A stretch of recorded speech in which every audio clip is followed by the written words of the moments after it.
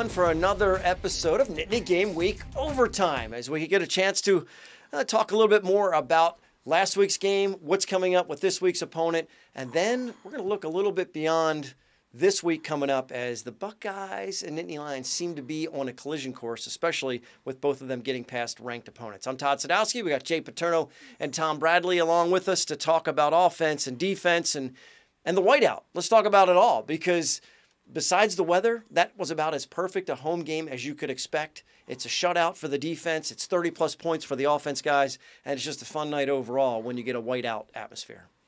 Turnovers, baby. That's the name of the game. You get 4 of them and don't give any up, you should win 31 to something. But no, the defense did a great job. Iowa and Penn State really kind of Iowa.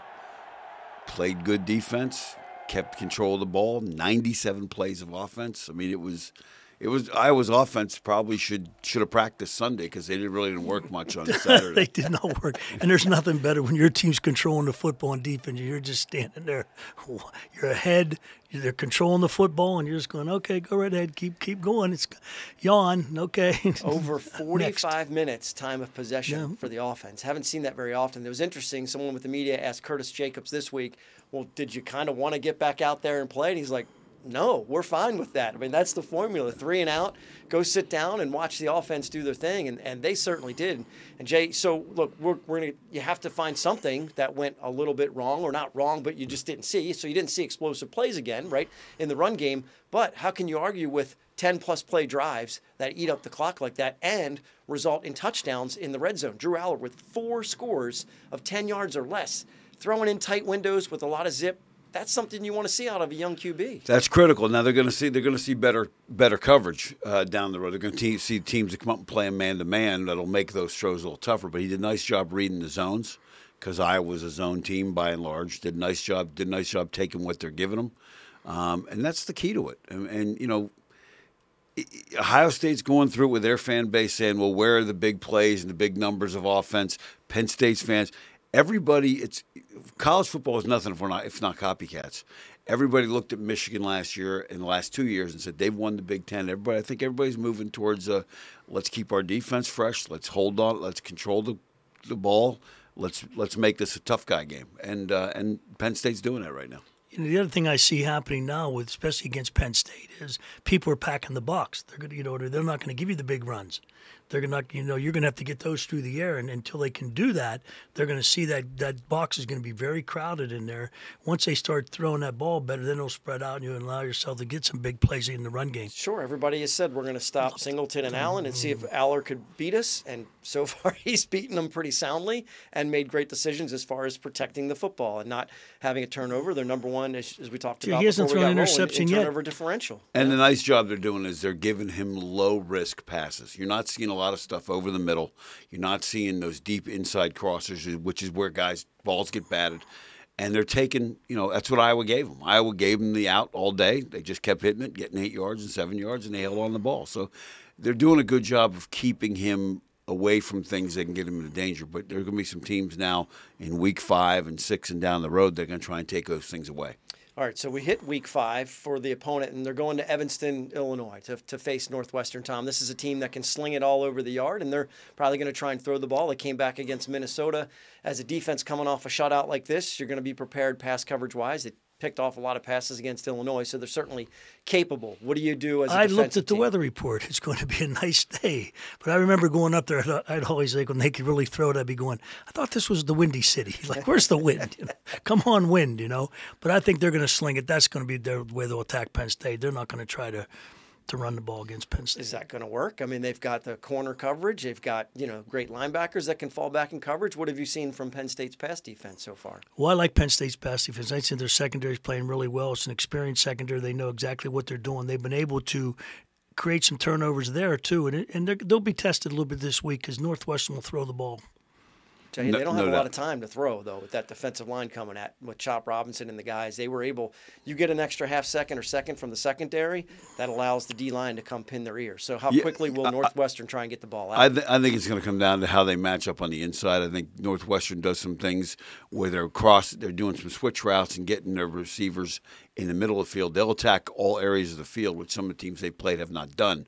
So they'll put some pressure on those linebackers to cover those areas between the hashes. Well, if Northwestern's going into it thinking they're going to have to be one-dimensional, that's already a bonus in Penn State's favor if they're not going to be able to run the ball at all. They're 25.5-point underdogs in this particular game, so I think for Penn State they really need to avoid the overconfidence. Obviously, these guys are going to be there, going there confident and feeling good about what they're doing. But Coach Diaz and that they're not going to let those guys be too overconfident. One of the things about going to Northwestern, and Jay knows, they just come off a whiteout game, which is as great an atmosphere as you're going to see.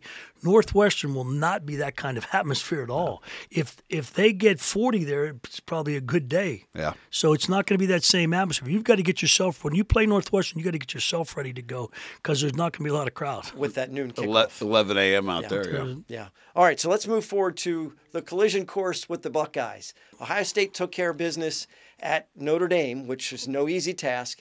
They've got not an easy road to get to Penn State, but both teams are going to be heavy favorites with their games remaining. As you get to that October 21st date, both will have an off week to get rested up somewhere within that schedule. So it's not that far off now, that collision course. You can start to get preparing for it, and you can start to look forward about some of the things that you want to do. So let's go there. This feels sacrilegious. Well, let's go there. Let's just talk about having coached for years, I feel like I should have to go to the confessional tomorrow. You guys can do it. You got approval. You can do it. I think Ohio State has found an identity where they want to run the football.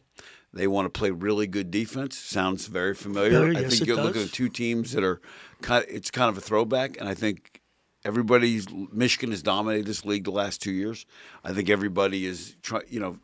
We got to adjust to that. Ohio State knows they got to adjust. And I think that's one of the things Ryan Day got when he said, people said we're not tough, and he referenced last year's game, and he was referencing Michigan game. I think that's on everybody's mind. Penn State fans, I know they're talking about this game.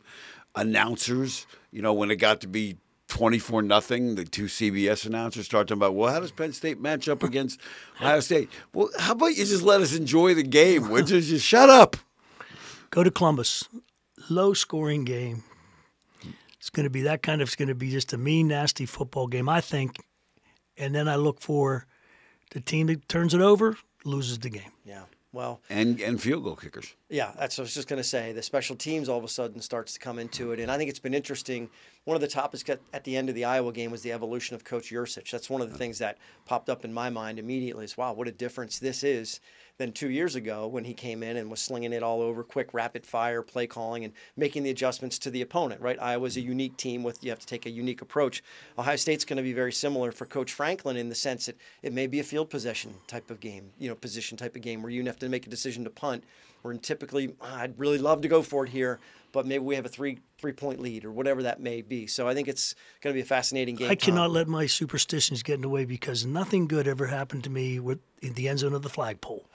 It was a bad end zone for me. Yeah. So we'll see. That's going to be a monster matchup in Columbus if those guys take care of business like they're expected to. All right, let's move to fan questions now. We appreciate you submitting them at NittanyGameWeek.com. We try to get to as many as we can here on Overtime. Let's start with Daniel's question about running the ball. Is running the ball up the middle against a good defense always a necessity of the game, Jay?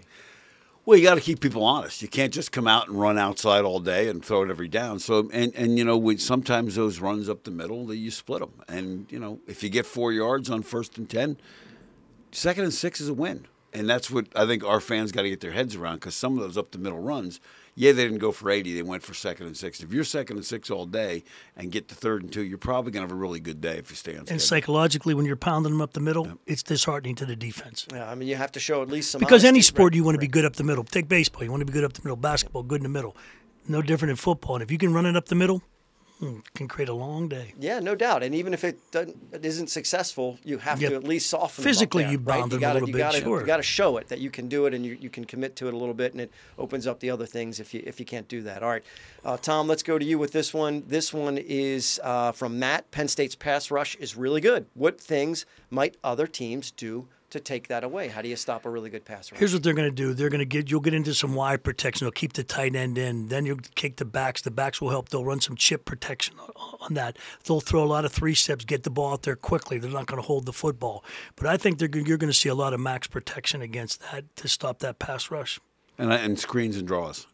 The running back bump screen is a lost art in college football. You don't see it enough, and that is brutal to a pass rush because those defensive ends come up the field. You get that back in behind him, and he's now between the pass rush and the coverage with linemen in front of him, and it's really disheartening when those guys got chased. And draw plays. People aren't running draw plays and quarterback draws enough. And as a famous coach one told me, lanes aren't just for cars. Yeah, well, Northwestern can certainly watch the Iowa film to see what they can do differently than Iowa because they didn't stop a four-man pass rush. Chop Robinson, nice adjustment, having him rush through the middle. I really liked that part of it, to have all three D ends on the field at the same time. And so they're going to have to do something different than what Iowa did with that approach because they were not able to get to protect. And that speaks to what we talked about, the draw stuff. When you have three defensive ends on the field, you run a draw, now all of a sudden that guy who's playing a position he normally doesn't now has to read different keys. He's getting blocked by a guard, and now all of a sudden the play's by him, and now you got a big play. So the people going to, the whole thing is get the chalk last. That's the thing. Yeah, for Coach Diaz, if you don't have to send blitz pressure to get pressure. Oh, it's the greatest. That's a luxury. It's a luxury. Yes, it is. Okay, one more to go. If there was one play from your coaching career that you would like to have back and change the call, what would it be? This comes from Brian. So I'm going back out to Columbus. Let's just say we have time restrictions, guys. Yes. Okay, so I'm sure there's plenty to choose from in your career. 2002 Columbus. We're backed up 3rd and long. We try and go for, instead of defense had control of the game. We run the draw, punt. We may have split it. Or worse, we punt the ball and we lose the game 13-7 because we came out and tried to throw it down the field. It was my call, and Chris Gamble picked it off, scored a touchdown. But what I learned in that game is when you talk about complementary football, you got to understand how the game's being played. 3 years later, we're playing Ohio State at our place. We had a couple of 3rd and longs. We didn't try those things. We ran some draws, played the field position game, and won a tight defensive game. 2008, same exact thing. You got to get a feel for it, and that was a good learning experience there. Yeah, there's been too many for me to remember which one specifically, okay? But I do know this, the one thing I did learn from some of the calls was that coaching defensive football, patience is a virtue because, let's see if they can put together. You get anxious sometimes. I learned not to get anxious on some calls. They're moving the ball, and then you right away you want to get after them. I got to go get them. Sometimes just be patient. Like, let's see if they can put together that long drive. Okay, they put together a 12-play drive. Let's see if they can do it again without making a mistake, without turning it over, without getting a penalty and things like that. So that happened in 2002, and then Jay was finally able to sleep soundly in 2005, right? Yes. It still bugs me.